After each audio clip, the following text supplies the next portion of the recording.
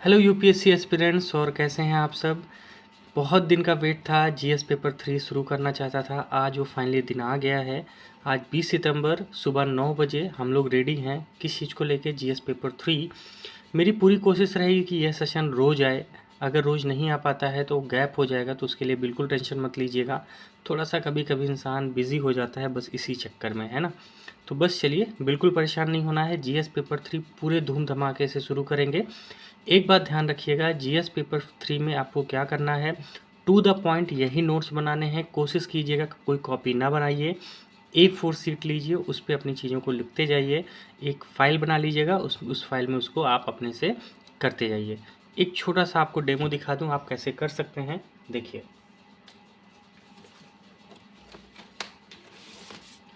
जैसे ये देख लीजिए, ये है जीएस पेपर 2। तो एक ऐसी ही आप सिंपल सी फाइल बना लीजिएगा। इस फाइल में ही आप क्या करिएगा, शुरू से लेके यूनिट 1 से लेके आप आराम से हर चीज़ को बहुत अच्छे से सम्मिलित करते हुए चल सकते हैं। इससे क्या होता है, अगर कोई समस्या आती है तो आप बीच में जो करंट अफेयर्स है सब टॉपिक आप इसी में अपना इंक्लूड करते हुए बहुत अच्छे से नोट्स बनाएंगे। कॉपी में क्या होता है, कॉपी फिल हो जाती है तो समस्या आती है कि उसमें पेजेस कहाँ ऐड करें। ठीक है, तो थोड़ा सा स्मार्ट वर्क करिए। जो चीज़ें ख़त्म हो जाएगी, मतलब उसका अब उतना वैचारिक, उतना इम्पोर्टेंस नहीं रहा है, तो उसको आप वहाँ से निकाल भी सकते हैं। ये सब चीज़ें काफ़ी इंपॉर्टेंट है। तो आप थोड़ी सी मेच्योरिटी लाइए, एज अ यूपीएससी एस्पिरेंट आपको बेनिफिट मिलेगा। अब मैं बता दूं आगे क्या करना है आपको। आगे बस कुछ बातों का ध्यान रखना है। पूरे विश्वास के साथ ये सीरीज आपको करनी है। 100% कह रहा हूँ, आपका स्टैटिक पोर्शन ज़बरदस्त मजबूत हो जाएगा। कहीं से भी एक चीज़ आपको एडिशनल पढ़ने की ज़रूरत नहीं पड़ेगी। नंबर 2, आपको करंट अफेयर्स से हमेशा जुड़ाव बना के रखना है, क्योंकि बहुत सारे टॉपिक्स करंट अफेयर्स से पूछ लिए जाते हैं। अगर 20 क्वेश्चन आते हैं तो 20 क्वेश्चन में आप ये मान चलिए 12 क्वेश्चन आपके स्टैटिक पोर्शन जो आपकी हम पढ़ रहे हैं यहीं से कंप्लीट हो जाएगा, लेकिन 8 क्वेश्चन ऐसे होंगे जो प्योर करंट अफेयर्स पे होंगे। और जो ये 12 क्वेश्चन है ना, इन क्वेश्चनों में भी हमें क्या करना पड़ेगा, कुल मिला के करंट अफेयर की इनपुट्स को शामिल करना पड़ेगा।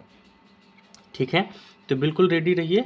मैं बीच बीच में बताऊंगा कि कौन से टॉपिक्स पे कहाँ करंट अफेयर बहुत इंपॉर्टेंट है। क्या करेंगे, यूनिट 1 से शुरू करेंगे और यूनिट 20 मतलब 20 यूनिट तक हम लोग आराम से जाएंगे। कुल मिला के 100 सेशन के आसपास आएंगे। ये पहला सेशन है। जो सेशन हमारा होगा वो 30 से 40 मिनट का ही होगा।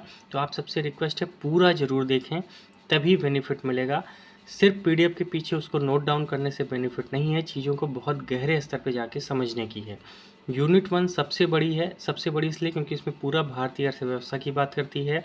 तो इसमें हम लोग थोड़ा डिटेल में जाएंगे, हो सकता है थोड़ा इसमें टाइम लगे, 8-10 क्लासेस लग जाएँ, तो बिल्कुल भी परेशान नहीं होना है। ठीक है, तो चलिए ये सब बातें रहीं। अब हम लोग शुरू करते हैं अपना जीएस पेपर 3। आप सभी से रिक्वेस्ट है, क्या करना है, कॉपी नहीं बनाना है। कोशिश करनी है कि A4 शीट में आपका काम चले। नहीं हो पा रहा है तब आप कॉपी की तरफ जा सकते हैं। तो चलिए बिल्कुल देर नहीं करते हैं, शुरू करते हैं जीएस पेपर 3। कुछ आप इस तरह के आप मार्कर भी रख सकते हैं जिससे आप अपने कुछ हाइलाइटर बना सकें। ठीक, आइए देखिए जीएस पेपर 3 यूपीएससी क्या लिखता है जीएस पेपर 3 को लेके। प्रौद्योगिकी, आर्थिक विकास, जैव विविधता, पर्यावरण सुरक्षा तथा आपदा प्रबंधन, ये नाम देता है यूपीएससी किसको, जीएस पेपर 3 को, जो 1 से 20 यूनिट में डिवाइड किया गया है, मतलब इसके विषय बांटे गए हैं। यूनिट 1 हमारी क्या है, यूनिट 1 में कहा गया है भारतीय अर्थव्यवस्था। अब देखिए पूरी भारतीय अर्थव्यवस्था इसमें आ गई। तो अब इसमें कैसे पता चलेगा क्या टॉपिक्स हैं जिस पे यूपीएससी क्वेश्चन पूछती है, तो उसके लिए सबसे अच्छा हमारे पास क्या तरीका है, PYQs मतलब प्रीवियस ईयर क्वेश्चंस। उससे हमें पता चलता है कि वो भारतीय अर्थव्यवस्था पे क्या क्वेश्चन पूछ रही है। दूसरा है योजना। योजना का मतलब क्या हो गया, देखिए योजना पे क्वेश्चन ना आज तक 1 ही 2 आए हैं, बहुत ज़्यादा क्वेश्चन आए ही नहीं हैं योजना पे। लेकिन योजनाओं को क्या करना है, हमें जब क्वेश्चन हम सॉल्व करेंगे ना, आंसर राइटिंग करेंगे, वहाँ पे उसका इनपुट देना ज़रूरी होता है। ठीक, तीसरा है संसाधनों को जुटाने, प्रगति, विकास तथा रोजगार से संबंधित विषय। ये ना अलग अलग मत पढ़िएगा, ये एक ही है। क्या, संसाधनों को जुटाने, प्रगति, विकास तथा रोजगार से संबंधित विषय, ये एक ही टॉपिक है। देखो संसाधन मतलब क्या हो गया, जितने भी हैं, जैसे पूंजी हो गया, मानव पूंजी हो गया, इन सब का कैसे आएगा, कैसे हम आगे बढ़ाएंगे, उसकी प्रगति, उससे विकास तथा उससे रोजगार कितना बेहतर हो पा रहा है, हमारे अर्थव्यवस्था में, इन सब बातों को बहुत डिटेल में पढ़ना है। लेकिन उन सबसे पहले आपको एक क्विक नज़र में ले चलेंगे हम लोग 2015 से लेकर 2022 जो अभी लेटेस्ट में एग्ज़ाम हो रहा है, उसमें भी हम लोग देखेंगे कि यूनिट 1 से कौन से क्वेश्चंस आए हैं और किस टाइप के क्वेश्चन यूपीएससी पूछती है और हमारी तैयारी ना किस लेवल पे होनी चाहिए।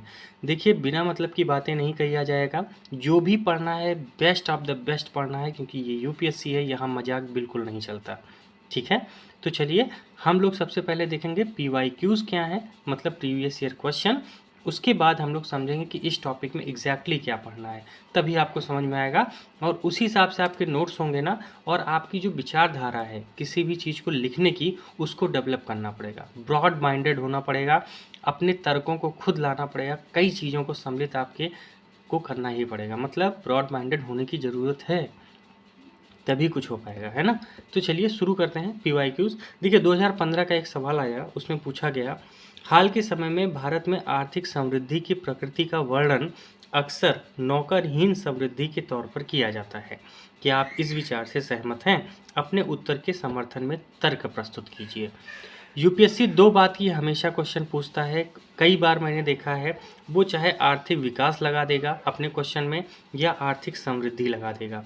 इन दोनों में क्या अंतर है, इसको हम बहुत अच्छे से समझेंगे, तब ये क्वेश्चन खुल के आपके सामने आएगा कि आर्थिक समृद्धि है क्या, उसका वर्णन कैसे किया जाता है।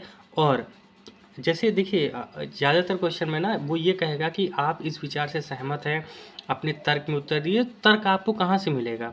भारतीय अर्थव्यवस्था की करंट इश्यूज़ में क्या चल रहा है, क्या करंट में ये सब माहौल है? अगर है तो आप अपने तर्कों को बहुत अच्छे से लिख पाएंगे। ठीक है, या मान लीजिए जो आर्थिक सर्वेक्षण आता है, जिसे हम इकोनॉमिक सर्वे कहते हैं, तो इकोनॉमिक सर्वे जो होता है हर साल, उसमें जो जो बातें रहती हैं उसको भी तो शामिल किया जाएगा, तभी तो पता चल पाएगा कि इस समय की भारत की स्थिति क्या है। ठीक है, अगला क्वेश्चन देखते हैं। 2016 का क्वेश्चन है, 200 शब्द, 12.5 नंबर का सवाल था। भारतीय अर्थव्यवस्था में वैश्वीकरण के परिणाम स्वरूप औपचारिक क्षेत्र में रोजगार कैसे कम हुआ? क्या बढ़ती हुई अनौपचारिकता देश के विकास के लिए हानिकारक है? अनौपचारिकता, औपचारिकता, मुझे लगता है इन बातों से आप तो थोड़ा बहुत तो जानते होंगे कि ये सब क्या है। नहीं है तो बीच बीच में सेक्शन में ये सब डिस्कस होता रहेगा कि अनौपचारिक क्या है, औपचारिक क्या है, औपचारिक क्षेत्र क्या होते हैं, यही सब तो समझना है। अगर मैंने कहा वैश्वीकरण, तो ये कहाँ से आया, ये क्वेश्चन कहाँ से जोड़ा है? वो वैश्वीकरण को रोजगार से जोड़ रहा है, और यहाँ पे साफ साफ लिखा है रोजगार से संबंधित विषय।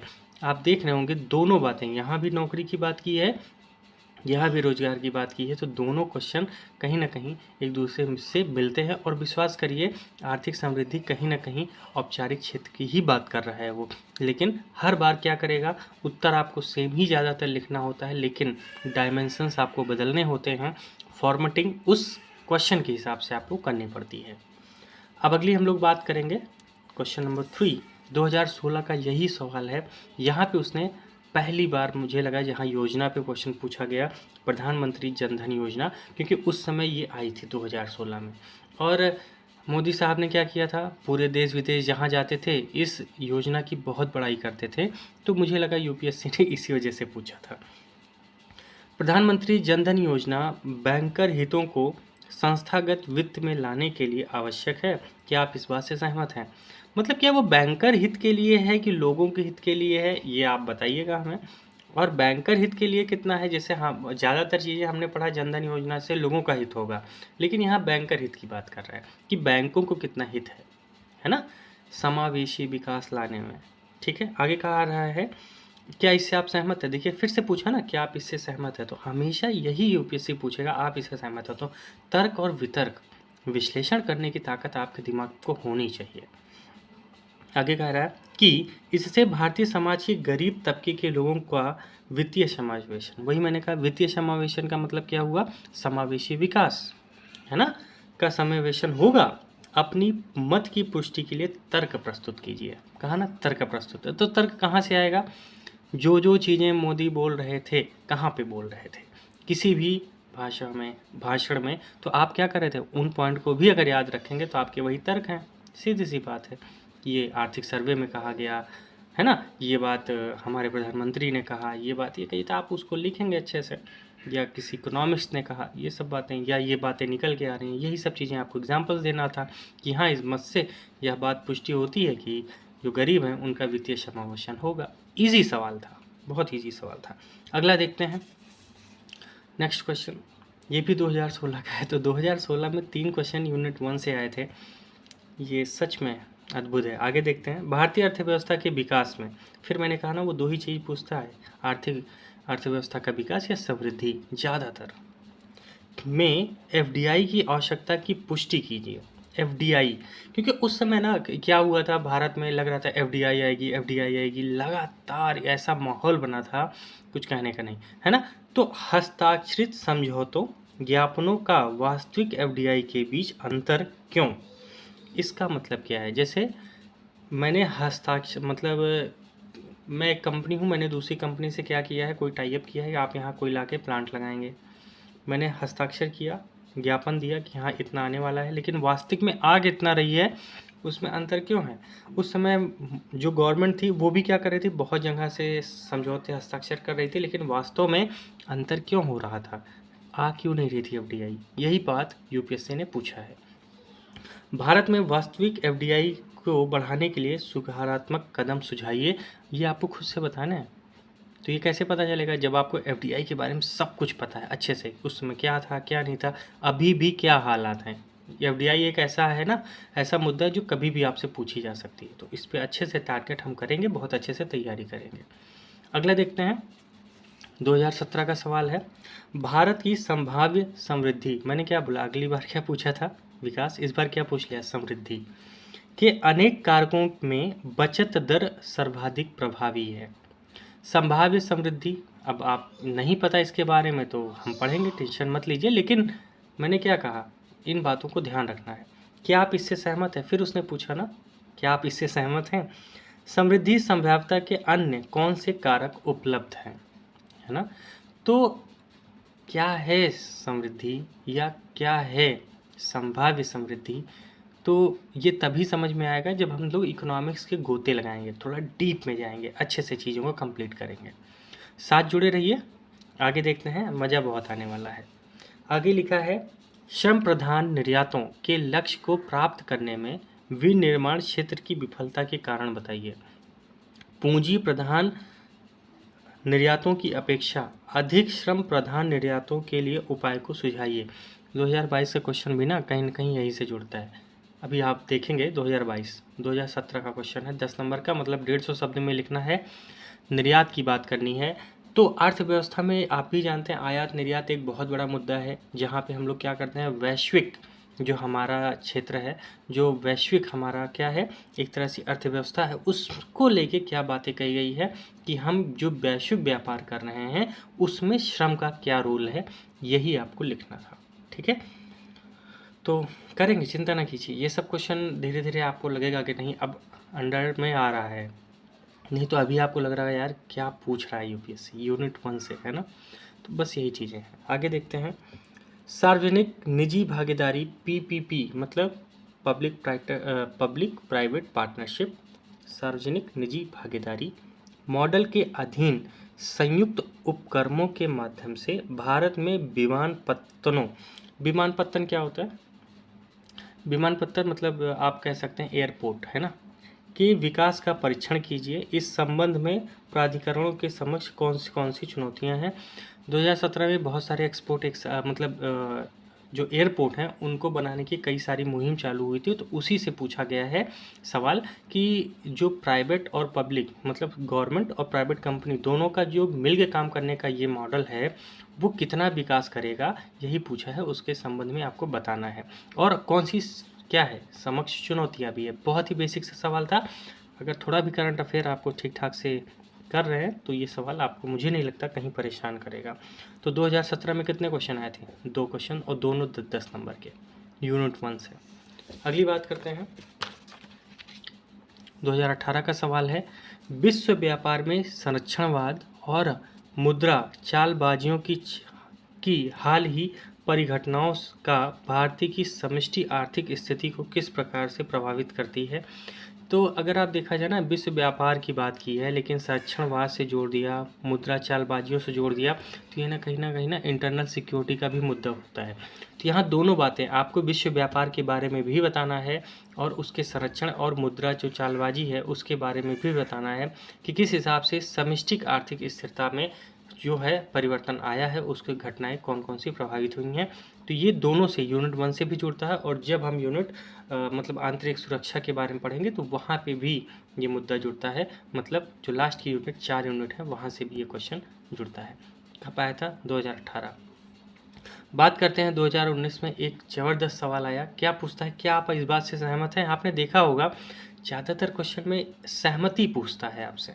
तो सहमति कैसे बताएंगे? तर्कों को रखेंगे तभी हो पाएगा कि सकल घरेलू उत्पाद, जिसे हम जीडीपी कहते हैं, कि स्थायी समृद्धि, फिर आ गया ना समृद्धि, तथा निम्न मुद्रास्फीति के कारण भारतीय अर्थव्यवस्था अच्छी स्थिति में है।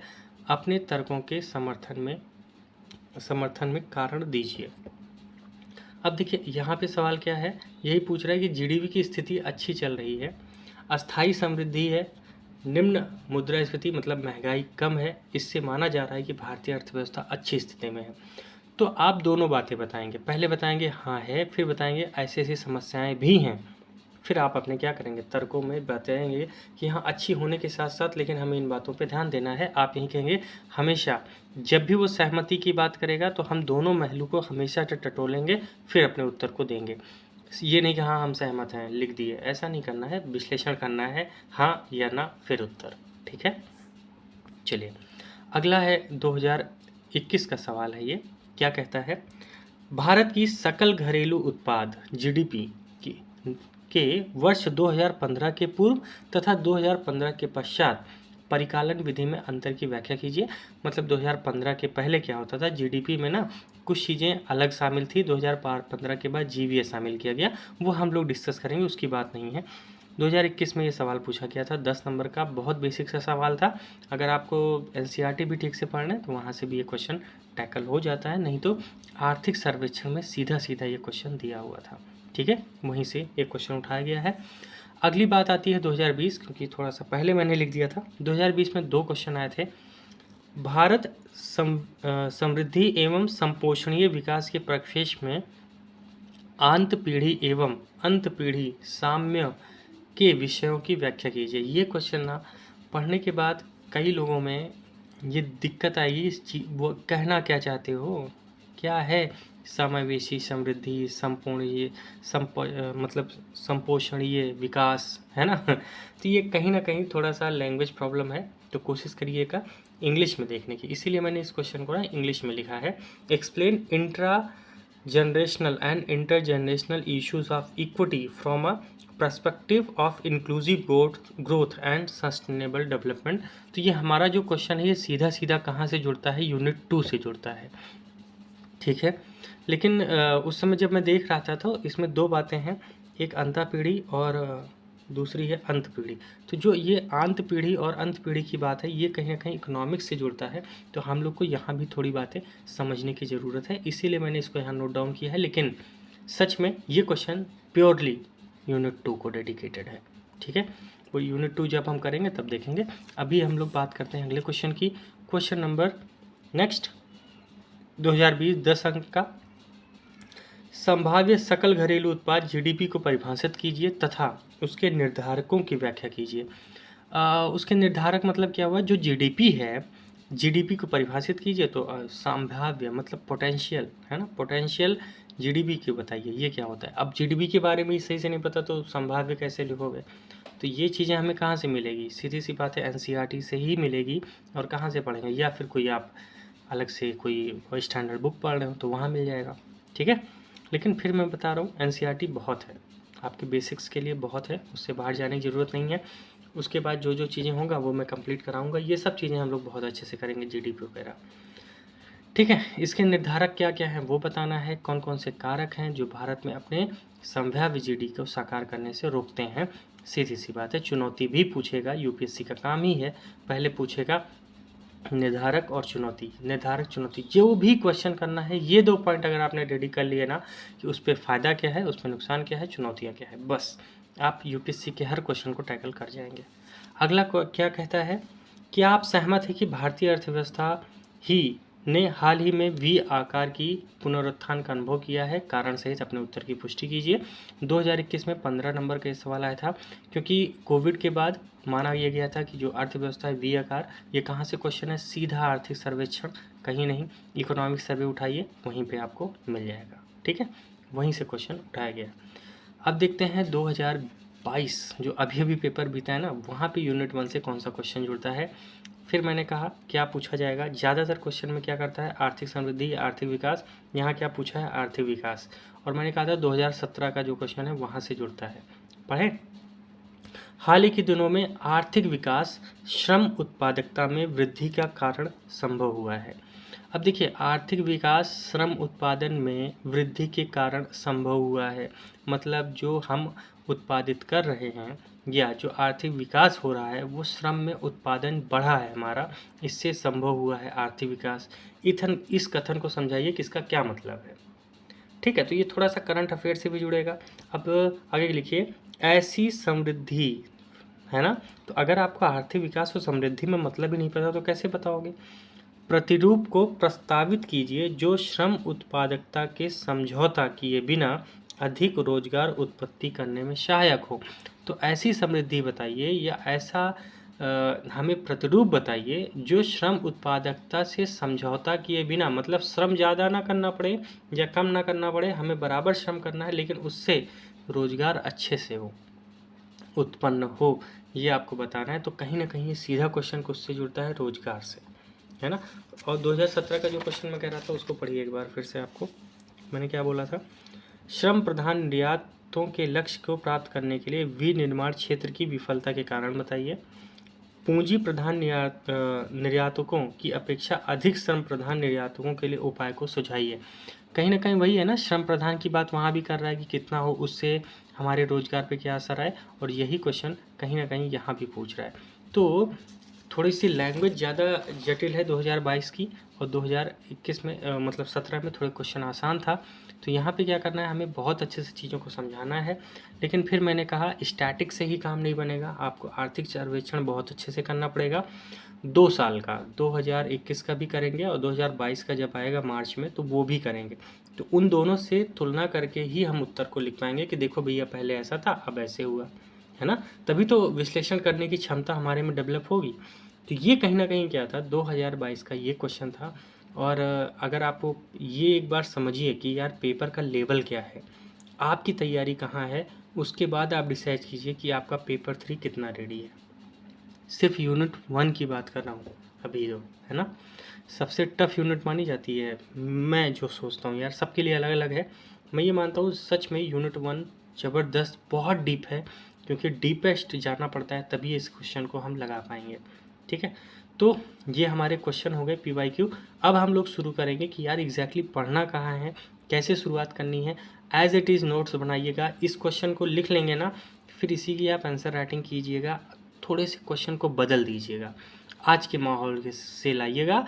क्वेश्चन को आप बदल सकते हैं, सीधी सी बात है, जब इतना पढ़ लोगे तो यही क्वेश्चन को आप बदल सकते हैं, फिर उसी पे आंसर राइटिंग कीजिएगा। यूपीएससी मैंने क्या कहा, बार बार आपने क्वेश्चन देखा होगा एक ही टाइप के हैं, लेकिन ज़्यादातर चीज़ें क्या की गई है, लैंग्वेज को बदली गई है बहुत ज़्यादा स्तर पे। तो हमें क्या करना है, वही करना है। ठीक है, यूपीएससी की नब को पकड़ना है, नब पकड़ गए तो ठीक ठाक क्वेश्चन तो अटेम्प्ट हो ही जाएंगे। 2-4 जो बचते हैं वो सबके लिए है, मेरे लिए भी वही समस्या है, जो व्यक्ति टॉप किया है ना वो उसके लिए भी वही समस्या है। तो उससे कैसे भिड़ेंगे वो भी हम लोग देखेंगे। भाई सबके लिए कुछ क्वेश्चन तो सेम आएंगे ना, तो सेम हमने भी पढ़ा तुमने भी पढ़ा तो दोनों लोग कर लेंगे। लेकिन कुछ क्वेश्चन ऐसे होंगे जो तुम्हें भी समस्या करेगा, जो टॉप करेगा उसको भी समस्या करेगी, तो उसको भी देखेंगे कैसे करेंगे। ठीक है, तो चलिए शुरू करते हैं हम लोग टॉपिक यूनिट 1। ठीक है, आइए चलिए, सबसे पहले हम यही समझेंगे कि ये आर्थिक विकास है क्या। ज़्यादा डिटेल में नहीं जाऊंगा आर्थिक विकास के अभी, रीज़न क्या है, इसको बहुत अच्छे से हमें कंप्लीट करना है आर्थिक विकास को लेके। लेकिन आर्थिक विकास होता क्या है, उसमें किन किन बातों को शामिल किया जाता है, ठीक है, ये हम समझेंगे। तो हमारा टॉपिक यहीं से शुरू हो रहा है, जीएस पेपर 1 यूनिट 1 और जीएस पेपर 3 यूनिट 1 यहीं से शुरू हो रही है। तो प्लीज़ बी कंसंट्रेट और चलिए शुरू करते हैं। तो सबसे पहले इकोनॉमिक डेवलपमेंट, इंग्लिश थोड़ा सा ध्यान रखिएगा कि होता क्या है, टर्मिनोलॉजी में क्या होता है ना, जब हिंदी में ट्रांसलेट होता है तो कभी कभी यूपीएससी गलत कर देती है, तो इस बात को ध्यान रखना है। जब भी कोई इंपॉर्टेंट टर्मिनोलॉजी आएगी तो क्या करेंगे, उसका हम लोग इंग्लिश का वर्जन भी ध्यान में रखेंगे। ठीक, तो आर्थिक विकास मतलब क्या हो गया, इकोनॉमिक डेवलपमेंट। क्या है यार ये, राष्ट्रीय आय की वृद्धि, जैसे सामाजिक, सांस्कृतिक, राजनीतिक और आर्थिक परिवर्तन, इसमें वृद्धि हो रही है तो माना जाएगा राष्ट्रीय आय में वृद्धि। और अगर राष्ट्रीय आय में वृद्धि हो रहा है तो मतलब आर्थिक विकास हो रहा है। ठीक है। दूसरा है संसाधन आपूर्ति, मानव पूंजी निर्माण या पूंजी निर्माण की दर, जनसंख्या का आकार और संरचना।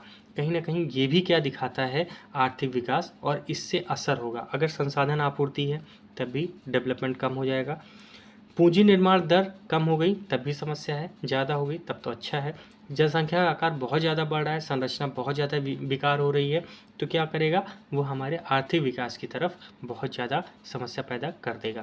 तो ये क्या है, आर्थिक विकास। जब भी कोई मुद्दा आएगा आर्थिक विकास को तो इन बातों को लेके चलेंगे। तीसरा क्या कर रहा है, प्रौद्योगिकी, कौशल और दक्षता के साथ साथ संस्थागत और संगठनात्मक रचना में विकास। इसका क्या मतलब हुआ, प्रौद्योगिकी मतलब क्या हो गया, टेक्नोलॉजी, कौशल और दक्षता के साथ साथ जो संस्थागत और संगठनात्मक संरचना है उसमें विकास होना चाहिए। कोई संस्था है अगर वो नौकरी दे रही है लेकिन बार बार सबको निकाल दे रही है फिर भर रही है, तो क्या हो रहा है, उसकी बिजनेस में स्थिरता नहीं है। तो अगर स्थिरता नहीं है और संगठनात्मक संरचना का विकास नहीं हो पा रहा है तब क्या होगा, समस्या होगी और आर्थिक विकास कहीं ना कहीं ढीला पड़ेगा। ठीक है, इस बात को ध्यान रखना है। अगला है अधिक समान आय वितरण, मतलब ज़्यादा से ज़्यादा लोग ज़्यादा क्या करें, समान आय हो, या किसी को ऐसा ना हो कि बहुत ज़्यादा अमीर हो गया है तो कोई बहुत ज़्यादा गरीब हो गया है।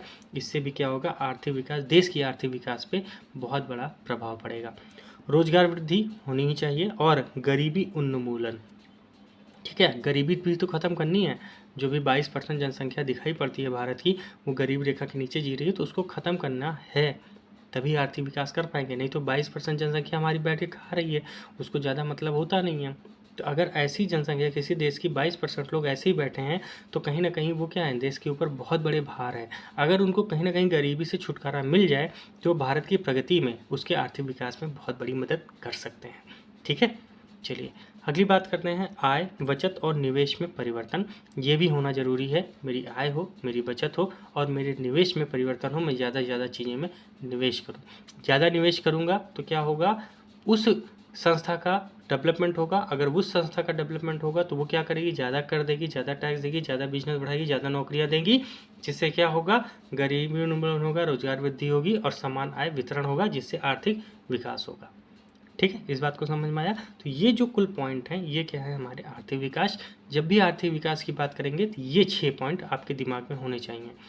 ठीक, राष्ट्रीय आय, संसाधन, ये और ये जितने पॉइंट्स हैं ध्यान रखिएगा, प्लीज़ बार बार पढ़िएगा, काम बन जाएगा आपका।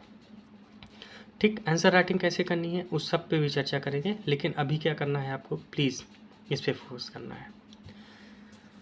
आगे देखते हैं, अर्थव्यवस्था का क्षेत्र और प्रकार। अब इन सब जो हमने आर्थिक विकास पढ़ाना, तो आर्थिक विकास किस क्षेत्र में चाहिए मुझे, है ना, किस क्षेत्र में चाहिए भैया, तो उस ये देखेंगे कि हम जो अर्थव्यवस्था पढ़ेंगे ना, उस अर्थव्यवस्था में कितने क्षेत्र हैं और उन क्षेत्रों में हमें क्या क्या चीज़ें देखनी हैं। तो ये बेसिक सी बात है, मुझे लगता है आप सबको ये क्षेत्र पता होंगे, लेकिन एक बात जान के रखिए, अपने नोट्स में इस चीज़ को जरूर शामिल कीजिए। क्या है, प्राथमिक क्षेत्र, द्वितीय क्षेत्र, तृतीय क्षेत्र, चतुर्थ क्षेत्र और पंचम क्षेत्र। अर्थव्यवस्था को हम कुल मिला के 5 क्षेत्रों में डिवाइड करते हैं और यही 5 क्षेत्र बार बार यूपीएससी पूछती है, चाहे वो औद्योगिक विनिर्माण के बारे में पूछेगा या वो कृषि के बारे में पूछेगा। ठीक है, उसी बारे में, जैसे प्राथमिक क्षेत्र में क्या क्या आता है, कृषि, मत्स्य मतलब मछली पालन, खनन हो गया, वानिकी हो गई, पशुपालन आदि, ये सब चीज़ें जितनी हैं वो प्राथमिक क्षेत्र में आते हैं। लगातार यूपीएससी खनन पे भी सवाल पूछी है ना, कृषि में तो ज़बरदस्त 3-4 यूनिट हैं यार, वो पढ़ना ही पढ़ना है हमें। ठीक है, वानिकों को लेके, पशुपालन को लेके हर पे क्वेश्चन यूपीएससी कहीं ना कहीं पूछ चुकी है। द्वितीय क्षेत्र में औद्योगिक विनिर्माण, लगातार क्वेश्चन आपको मिलेंगे इस पर। ठीक है, विद्युत, इस पर भी क्वेश्चन आता है। तो ये क्या है, हमारा द्वितीय क्षेत्र। लेकिन याद रखिएगा, जब भी इसकी बात करेंगे तो इन बातों को ध्यान में रखना है कि वो राष्ट्रीय आय में वृद्धि कर रहा है कि नहीं, संसाधन आपूर्ति है कि नहीं, पूंजी निर्माण कर पा रहा है कि नहीं, प्रौद्योगिकी कौशल दक्षता है कि नहीं, संस्थागत और संगठनात्मक विकास की है कि नहीं, इन बात को ध्यान रखना है किसी भी क्षेत्र को लेकर। ठीक है, आगे तृतीय क्षेत्र में सेवा क्षेत्र आता है, जैसे डॉक्टर, इंजीनियर, संचार आदि। तो ऐसे कौन है तृतीय क्षेत्र, जो सेवा क्षेत्र है। चतुर्थ क्षेत्र की बात करें तो इसमें शिक्षा आ जाएगा। ठीक है, लोक सेवा जैसे बैंकिंग, ये कौन है, चतुर्थ क्षेत्र में आएगा। ठीक है, कुछ लोग कहेंगे तृतीय क्षेत्र, तो हाँ, तो आप कह सकते हैं तृतीय क्षेत्र का ही भाग है चौथा और पांचवा, लेकिन थोड़ा अलग किया गया है क्योंकि इसमें इसको ना इसमें शामिल किया जा सकता था ना कि इसमें, तो इसीलिए बहुत ज़्यादा डिस्टर्बेंस था, तो एक हमने अलग बना दिया है। बस थोड़ी सी बात ध्यान रखिएगा, जैसे रिसर्च एंड डेवलपमेंट। ठीक, तो ये तो सेवा नहीं है, और तृतीय क्षेत्र को पूरी तरह से सेवा कहा जाता है, तो ये समस्या है। ठीक है, आगे पंचम क्षेत्र में जैसे ब्यूरोक्रेट्स, आप बनेंगे ना आईएएस, तो आप क्या कहेंगे, ब्यूरोक्रेट्स हैं, तो जब ये हैं तो क्या है, वो पंचम क्षेत्र में आएगा। वैज्ञानिक, नवाचार आदि, तो ये सब क्या है, पंचम क्षेत्र में शामिल किया जाता है। ठीक है, यहाँ तक मुझे नहीं लगता कोई समस्या होगी, बहुत बेसिक से चलना है, एकदम जीरो से आप ये मान लीजिए। ठीक है, तो ऐसे ही धीरे धीरे आपको बढ़ना है। एक महीने बाद आप देखेंगे कि नहीं, आपका जीएस पेपर 3 मजबूत हो रहा है। बिल्कुल होगा यार, बस उसके लिए क्या करना है, साथ में लगे रहना है और मेहनत करनी है। अगर अभी समय गंवा दिए, आगे मौका वौका नहीं मिलेगा, ध्यान रखिए। और यूपीएससी क्वेश्चन आप देख लीजिए, लिख कितना पा रहे हैं आप वो खुद सोचिएगा। चलिए आगे बात करते हैं। जो मैंने कहा आर्थिक समृद्धि और आर्थिक विकास, जैसे हमने देखा होगा, अगर 2015 से 22 तक देखें तो 4 से 5 क्वेश्चन में ये दोनों शब्द मिले हैं हमें। अगर ये दोनों मिले हैं तो इम्पॉर्टेंट है। अगर समृद्धि की बात करें तो क्या बोलेंगे, इकोनॉमिक प्रॉस्पेरिटी। अगर आर्थिक विकास की बात करें तो इकोनॉमिक डेवलपमेंट। क्या होता है ये जानते हैं। देखिए, पहले एक चीज़ समझ लेते हैं, फिर दूसरा समझेंगे। पहले आर्थिक विकास समझते हैं।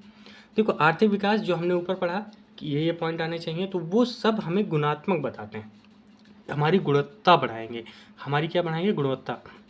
जैसे मेरी प्रौद्योगिकी या कौशल दक्षता बढ़ती है तो मेरी गुणवत्ता बढ़ेगी, और जब मेरी गुणवत्ता बढ़ेगी ना, तो मुझे किसी के पास जाना नहीं है, लोग मेरे पास खुद आएंगे। ठीक है, इस बात को ध्यान रखना है, हमेशा किस पे ध्यान देना है, गुणवत्ता पे ध्यान देना है। ठीक है, दूसरा ये मेरे साध्य हैं। साध्य मतलब जो मेरा टारगेट है, टारगेट को कहते हैं साध्य। जैसे आपका टारगेट क्या है, लबासना, पहुंचना। ठीक है, आईएएस बनना, तो ये साध्य है। तो आर्थिक विकास क्या होता है, आपका साध्य होता है, और ये विकास की गारंटी लेते हैं। एक बार आप यूपीएससी क्रैक कर गए तो विकास तो कर ही ले जाओगे ना। तो बिल्कुल आपको क्या करना है, गुणात्मक मतलब पढ़ाई पे ज़बरदस्त ध्यान देनी है, गुणवत्ता बनानी है, लक्ष्य को ध्यान रखना है, जिससे आपकी विकास की गारंटी तो हो ही जाएगी। अगले मापन, इसका मापन कैसे किया जाता है, ह्यूमन डेवलपमेंट इंडेक्स से। जीवन प्रत्याशा मतलब कितने लोग कितना जीवन जी पा रहे हैं इस पृथ्वी पर, इस देश में, ये कहता है जीवन प्रत्याशा। आगे है व्यक्ति या समाज के लिए अंतिम है। ठीक है, अंतिम मतलब क्योंकि मेरा विकास, मेरा लक्ष्य, मेरा साध्य यही तो अंतिम है ना, इसीलिए व्यक्ति समाज के लिए अंतिम है। अब वही बात करते हैं अगर आर्थिक समृद्धि की, तो ये मात्रात्मक है। जैसे आज आपको कोई 2 लाख रुपए दे दे और आपसे कहे देखो इसी से तुम्हें आगे बढ़ना है, तो ये मात्रात्मक हुआ। लेकिन ये आपका साधन है उस साध्य को पाने के लिए, कि आप चाहते हैं उस 2 लाख से आपको क्या करना है, आगे चल के ज़िंदगी बेहतर बनानी है। ठीक, तो ये मात्रात्मक परिणाम देंगे, और ये साधन है उस साध्य को प्राप्त करने के लिए। अगर आज आपकी आर्थिक समृद्धि अच्छी है तो हो सकता है आप अपने आर्थिक विकास को पा जाएं, लेकिन ये गारंटी नहीं है। बहुत सारे लोग, अगर आप आसपास के एग्जाम्पल में देखेंगे तो बहुत सारे लोग पहले बहुत अमीर थे, लेकिन इस समय उनके ही परिवार के कई लोग ऐसे हैं जो बहुत गरीब हो गए हैं। रीज़न क्या है, कहीं ना कहीं उस समय आर्थिक समृद्धि थी, प्रॉस्पेरिटी थी, लेकिन वो सिर्फ मात्रात्मक थी। उन्होंने सिर्फ साधन पे ध्यान दिया, कभी साधे की तरफ गए ही नहीं। इसी वजह से क्या है, समस्या उनके साथ आज भी हैं। ठीक है, इसका मापन कैसे करेंगे, जैसे जीडीपी, हमने कहा मेरी जीडीपी ये है। क्या सच में जीडीपी होने से कोई भी देश बहुत बेहतर स्थिति में होता है, जरूरी नहीं है। ठीक है, प्रति व्यक्ति आय। ठीक है, अगला व्यक्ति या समाज के लिए प्रथम। प्रथम क्यों, क्योंकि शुरुआत यहीं से होती है। अगर कोई गरीब है तो सीधी सी बात है, ना उसकी ज़िंदगी में आर्थिक विकास है, ना आर्थिक प्रॉस्पेरिटी है। लेकिन हमने क्या किया, सरकार की तरफ से जो आवास योजनाएं हैं, मैंने उसको आवास योजना दे दी, तो उसका घर बन गया। तो क्या आया, उसकी प्रॉस्पेरिटी आई, समृद्धि आई ना। उसको मनरेगा में काम दिया तो उसको पैसे मिल रहे हैं, तो इससे क्या हो रहा है, मात्रात्मक परिणाम उसके बढ़ रहे हैं। तो वहाँ से वो गुणात्मक पढ़ सकता है, साध से साधन की तरफ आगे बढ़ सकता है। ये सब चीज़ें हो सकती हैं, है कि नहीं। चलिए अब आगे देखते हैं। एक बात ध्यान रखिएगा, आर्थिक वृद्धि शुरुआत में मतलब समृद्धि है ना, वृद्धि समृद्धि एक ही बात है। आर्थिक वृद्धि होगी तो क्या होगा हमारा आर्थिक विकास। आर्थिक विकास जब होता है ना तो हम सोचते हैं कि ये आर्थिक विकास लगातार चलता रहे, तो उसे कहते हैं सतत विकास। सतत विकास का मतलब होता है कि वह विकास अब लगातार चल रहा है, पहले भी 10 था, अभी 11 हुआ, 12 हुआ, 13 हुआ, इस तरह से वो विकास लगातार बढ़ रहा है, तो ये सतत विकास है। जब सतत विकास होगा तो हम समावेशन करेंगे। समावेशन मतलब गरीब के ले लो, अमीर को ले लो, नीचे के तबके को ले लो, ऊपर तबके, सबको लेके आगे बढ़ना है, सबको समावेशित करना है, तब क्या कहेंगे समावेशित और समावेशी और सतत विकास, है कि नहीं। तो बस इस बात को ध्यान रखिएगा, आर्थिक वृद्धि, आर्थिक विकास, फिर सतत विकास होता है, फिर समावेशी और सतत विकास सुनिश्चित होता है। ये कहीं ना कहीं क्या था, ठीक है, इस बात को ध्यान रखिएगा। मुझे नहीं लगता इन दोनों में कोई समस्या आई होगी। आइए आगे देखते हैं। अब देखिए हमें क्या करना है, हमें अर्थव्यवस्था को पढ़ने के लिए ना सबसे पहले उसके ना थोड़ा विकासात्मक परिवर्तन देखना पड़ेगा कि भारत में ना अर्थव्यवस्था कैसे कैसे आगे बढ़ी है, क्या क्या समस्याएं आई हैं, किस हिसाब से उनका परिवर्तन हुआ है। बहुत डिटेल में जाएंगे, मैंने क्या बोला, यूनिट 1 काफ़ी टफ है, थोड़ा सा डिटेल में जाने की ज़रूरत है, तभी कुछ बात बनेगा, ठीक है, क्योंकि पूरी अर्थव्यवस्था की ही बात कर रहा है। सबसे पहले हम ये समझेंगे कि स्वतंत्रता की पूर्व संध्या पर भारतीय अर्थव्यवस्था की स्थिति क्या थी। जब हम आज़ाद होने वाले थे 1947, 15 अगस्त का दिन था, उस दिन हमारी स्थिति क्या थी, हमारे अर्थव्यवस्था की स्थिति क्या थी। आगे अर्थव्यवस्था उसके बाद क्या होता है, 1950 से लेकर 1990 तक, ये 40 साल हमारे कैसे गुजरते हैं, यहाँ पे भारतीय अर्थव्यवस्था कैसे रहती है। फिर उसके बाद जैसा जानते हैं 1991 में क्या आता है, उदारीकरण, निजीकरण और वैश्वीकरण। तो इससे हमारी अर्थव्यवस्था की क्या स्थितियाँ होती हैं। आपने देखा होगा वैश्वीकरण पे ही क्वेश्चन पूछा था, है ना, कि वैश्वीकरण की वजह से जो निर्यात है उस पर और उससे जो है हमारे रोजगार पे क्या इफेक्ट पड़ रहा है ना।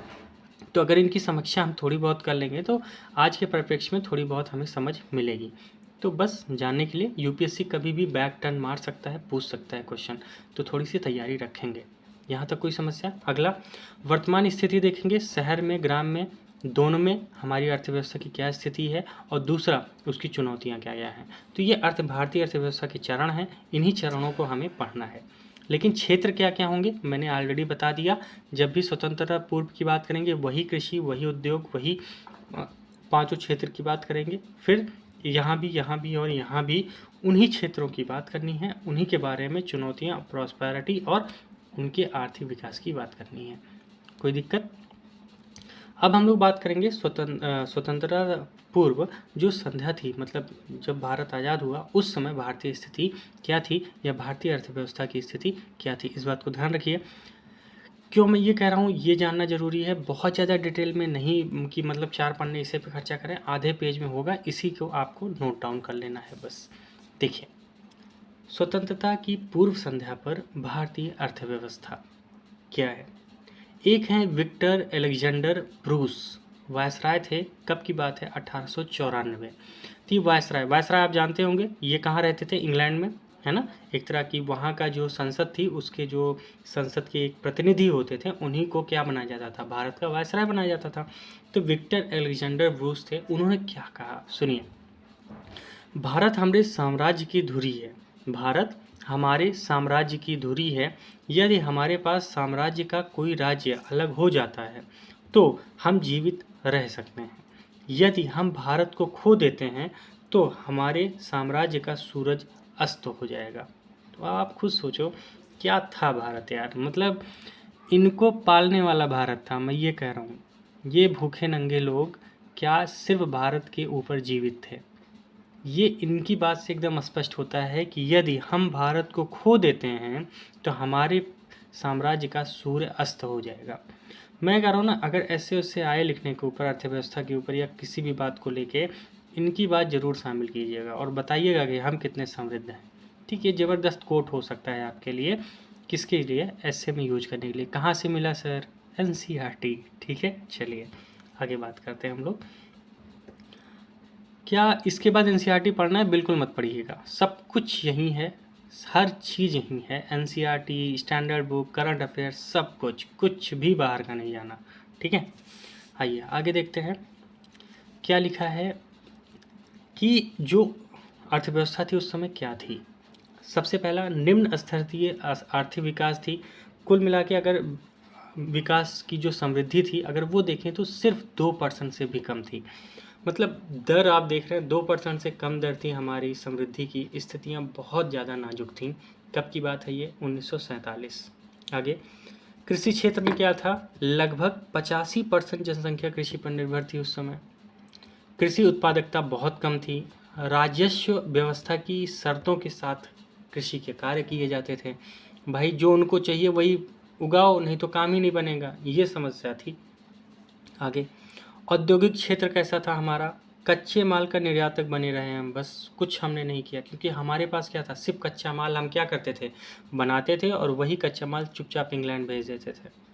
विदेशी व्यापार का हाल क्या था? आयात निर्यात पर इंग्लैंड का एकाधिकार था, उसके अलावा कहीं हम कुछ कर नहीं सकते थे। तो चुपचाप जो बनाओ, चुपचाप कच्चा माल कहाँ भेज दो? इंग्लैंड। इसके अलावा कोई काम हमारे पास था नहीं। जनांकीय परिस्थितियाँ क्या थी? मतलब जो वहाँ के लोग थे, साक्षरता सिर्फ 16%, है ना। पढ़ने लिखने में कोई मतलब ही नहीं था, क्योंकि वो चाहते ही नहीं थे कि भारतीय पढ़े लिखें। पढ़े लिखेंगे तो क्या होगा? अपने हक के लिए लड़ेंगे, तो वो ये चाहेंगे नहीं। तो सिर्फ 16% लोग ही साक्षर थे। मृत्यु दर कितनी थी? शिशु मृत्यु दर, मतलब 1000 पे 33 बच्चे की डेथ हो जाती थी जन्म के दौरान ही। तो ये कहीं ना कहीं बहुत, स्वास्थ्य प्रणाली भी कितनी लचरदार थी आप जानते ही हैं। जीवन प्रत्याशा केवल 32 वर्ष, अभी कितनी है? 69, मतलब एक कम 70 वर्ष अब नॉर्मल इंसान इतना जी रहा है, ठीक है, एवरेजन। लेकिन उस समय क्या था? सिर्फ 32 वर्ष। मतलब कितना कुपोषण और कितना समस्याएं थी, कितना श्रम प्रधान था। हम जबरदस्त श्रम करते थे। इसलिए आपने गोदान अगर पढ़ा हो तो आप देख ही रहे होंगे, वहाँ पे ये बात कहती है कि अभी तो मैं 35 का ही हूँ, लेकिन चेहरे पे झुर्रियाँ पड़ गई हैं ना। तो ये इसी वजह से जीवन प्रत्याशा दिखाता है कि हम कितना जी रहे थे उस समय। तो ये हालात थे उस समय भारतीय अर्थव्यवस्था के, जो कहीं ना कहीं बहुत ही भयानक स्थिति थी। निष्कर्ष देख लेते हैं। निष्कर्ष क्या कहता है? स्वतंत्रता प्राप्ति तक 2 वर्षों के विदेशी शासन का प्रभाव भारतीय अर्थव्यवस्था पर अपनी पैठ प्रत्येक आयाम पर बना चुका था। सीधी सी बात है, 200 वर्ष बहुत होते हैं, और इतने में तो ऐसी कोई आयाम बचा ही नहीं था जहाँ पे जो ब्रिटिश थे उन्होंने हमें कब्जे में ना लिया हो। आगे कृषि क्षेत्र में अत्यधिक श्रम और उत्पादकता का स्तर भी बहुत कम था। श्रम बहुत ज़्यादा था लेकिन उत्पादक बहुत कम था। रीज़न क्या था कि हम जो भी चीज़ें कर रहे थे उसमें टेक्नोलॉजी नहीं थी, जो थी भी वो सिर्फ अपने लिए वो यूज करते थे, ठीक है। तो जो किसान था वो इतना श्रम करता था लेकिन उसको उतनी उत्पादकता मिलती नहीं थी। समस्याएं बहुत थी। आगे लिखा है औद्योगिक क्षेत्र क्षमता संवर्धन और सार्वजनिक निवेश की मांग कर रहा था। ठीक, औद्योगिक क्षेत्र की जो क्षमता थी उसको संवर्धन मतलब उसको बढ़ाना चाहिए था, और जो हमारा सार्वजनिक निवेश की मांग कर रहा था कि सरकार उसमें निवेश करे, लेकिन ऐसा कुछ हो नहीं रहा था। तो औद्योगिक क्षेत्र की यह हाल थी। विदेशी व्यापार तो केवल इंग्लैंड की औद्योगिक क्रांति को पोषित कर रहा था। सीधी सी बात है, क्योंकि इंग्लैंड उस समय सिर्फ क्या चाहता था कि हमें कच्चा माल मिले और भारतीय लोग उसे हमें ला के दें। इसके अलावा इसकी दूसरी चाहत तो थी ही नहीं। आगे व्यापक गरीबी और बेरोजगारी से सामाजिक और आर्थिक चुनौतियां बहुत अधिक थीं। तो ये हमारे कुछ अर्थव्यवस्था के हालात थे कब, जब हमारा देश आज़ाद हुआ। आप देख रहे होंगे कितनी भयंकर स्थिति थी। तो जब कोई देश इस स्थिति में आज़ाद भी होगा तो उसके पास क्या रिसोर्सेज रहे होंगे, है ना। तो इसीलिए उसके बाद भी हमने ऐसा संविधान बनाया, अपने आप को इतना खड़ा किया, और आज या इस इंग्लैंड की इतनी औकात नहीं है कि वो हमें कहीं भी आगे आके टक्कर दे पाए। तो ये दिखाता है कि भारत के लोग सच में कितने बेहतर थे। उन्होंने हमेशा सहिष्णुता अपनाई, है ना। लेकिन कहीं ना कहीं वो चुनौतियां अभी भी हमारे बरकरार है, हमें और अच्छा होना है, इस बात को ध्यान रखना है। तो हमें आर्थिक व्यवस्था को कुछ ऐसे ही पढ़ना है, ठीक है, जीएस पेपर 3 को। तो मुझे लगता है आज का सेशन बस यहीं तक था, ठीक है, क्योंकि काफ़ी लंबा वीडियो हो जाता है तो आप सब भी बोर हो जाते हैं। तो मुझे लगता है आपको पसंद आया होगा। प्लीज़ अगर अच्छा लगा है तो कमेंट बॉक्स में ज़रूर कमेंट कीजिएगा, बताइएगा, और शेयर कीजिए ज़्यादा से ज़्यादा लोगों को, जिससे यार थोड़ा सा व्यूज़ वगैरह आते हैं या आपके कमेंट आते हैं तो थोड़ा अच्छा लगता है कि नहीं यार, थोड़ी सी जो भी मैं कर रहा हूँ वो बेहतर है आपके लिए, आपके भविष्य के लिए, तो कहीं ना कहीं मेरे लिए भी। ठीक है। तो प्लीज़ इसको शेयर कीजिएगा, चैनल पसंद मतलब वीडियो पसंद आया तो लाइक आप करिए और सब्सक्राइब कर लीजिएगा अगर नए हैं तो। फिर अगले सेशन में मिलेंगे, ठीक है। तब तक के लिए धन्यवाद और पढ़ाई करते रहिए। नोट एज इट इज़ बनाइएगा। टेलीग्राम पे इसको मैं भेज भी दूंगा तो उसको भी आप ज़रूर ज्वाइन कर, ठीक है। All the best.